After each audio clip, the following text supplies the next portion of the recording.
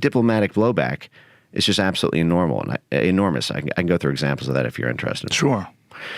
Well, so we have this thing called the Global Engagement Center at the State Department.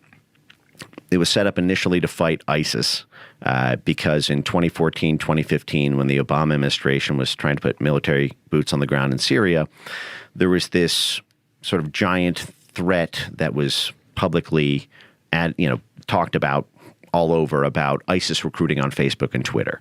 Homegrown ISIS threats, for example, the Garland, Texas fiasco where there was a shooting by a ISIS terrorist and the web of online intrigues around that.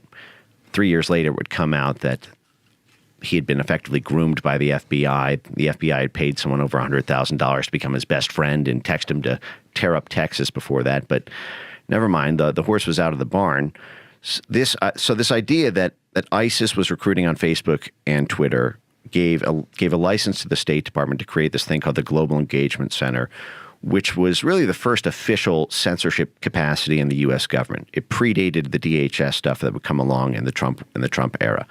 And this gave the State Department the direct back channel, the direct coordinating capacity with all the social media companies to tell them about ISIS accounts, ISIS narratives that were trending. The Pentagon poured hundreds of millions of dollars into developing a technique called natural language processing, which is a way to use AI to scan the entire internet for keywords. And you would have these academic researchers effectively constructing code books of language. What do ISIS advocates or supporters talk like? What words do they use? What prefixes and suffixes? This whole lexicon is then conjoined with the ingested sum of all of their tweets and transcribed YouTube videos and Facebook posts. And then suddenly the State Department is a real-time heat map of everyone who is likely to be or hits a certain confidence level of being suspected to support ISIS. That was 2014 to 2016, set up by this guy, Rick Stengel, who described himself as Obama's propagandist-in-chief. He's now on the advisory board of NewsGuard, one of the largest censorship mercenary firms in the world. But he described himself as a free speech maximalist because before he started this, he was the Undersecretary of State for Public Diplomacy. He started this censorship center. He was the former managing editor of Time magazine. And so he's talked about how he used to be a free speech maximalist back when he was in the media, and media companies benefited from that.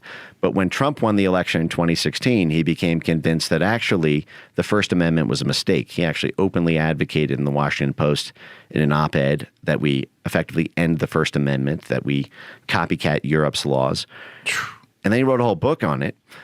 This is the guy who started effectively the country's first censorship center. But then they did a really cute trick. They went from counterterrorism to counterpopulism.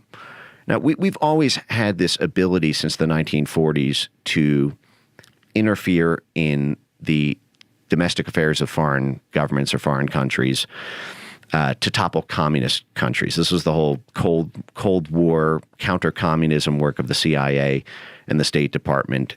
But that was primarily targeting left-wing communists or left-wing socialists or left-wing populist-run countries.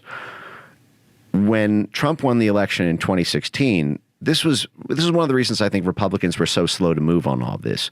They had never experienced the brunt of the intelligence state against the mainline GOP, or at least the in-power Trump faction of the GOP, in the way that Democrats did in the 1960s and 70s, when the CIA was actively interfering in Democrat Party politics to try to tilt them away from the anti-Vietnam movement and more into the sort of limousine liberal international interventionalist neoliberal camp.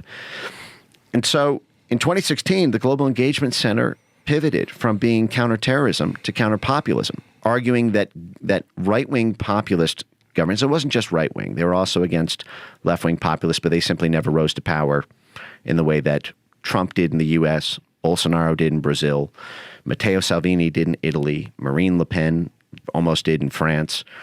Nigel Farage was on his way to in the UK and the Brexit referendum, the AfD party in Germany, the Vox party in Spain. In 2016, they were afraid that social media, rising all of these right-wing populist parties to power, would effectively collapse the entire rules-based international order unless there was international censorship, because Brexit would give rise to Frexit if Marine Le Pen won, and she was massively overpowered on social media versus Macron.